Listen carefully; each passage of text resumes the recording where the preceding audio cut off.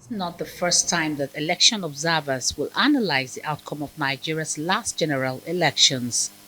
Join Body, a group of civil society organizations, are here to launch a research document containing findings on the outcome of the polls. At the launch in Abuja, the group identified three major gaps: the process of electing representatives, citizens' participation, and high monetization in the political space.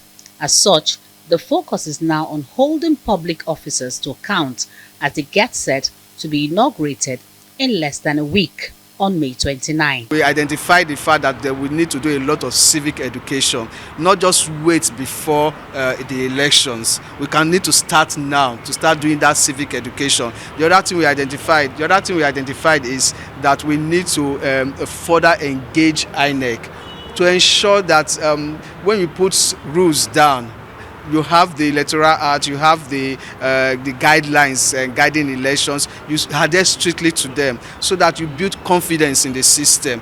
The report also says that most Nigerians had lost confidence in the electoral process, thereby resulting in voter apathy.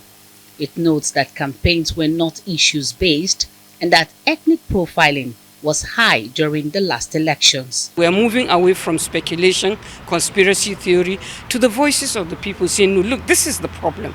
So we would hope that this report continues to serve to educate, enlighten, and engage citizens to really re-examine themselves, hold themselves even accountable to the nation itself. Because you don't keep asking for a good country or for good governance if you do not play your part as a citizen. Secondly, that capacity to play your part is also there for government and political parties to take. Like you heard the journalist say, you don't leave politics in the hands of politicians alone. Someone needs to check them, and they need to check others too. Challenge of corruption and building or fostering a culture of accountability in Nigeria requires everyone, and community is key to it. But with the community, we need to change some of our social norms.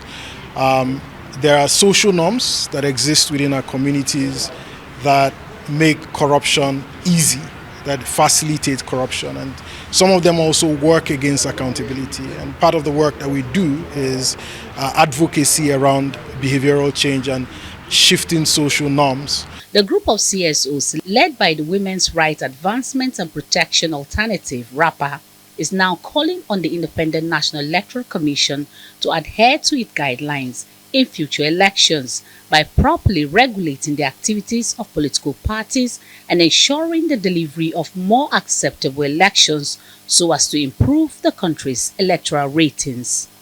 Punarman Benjamin, Arise News.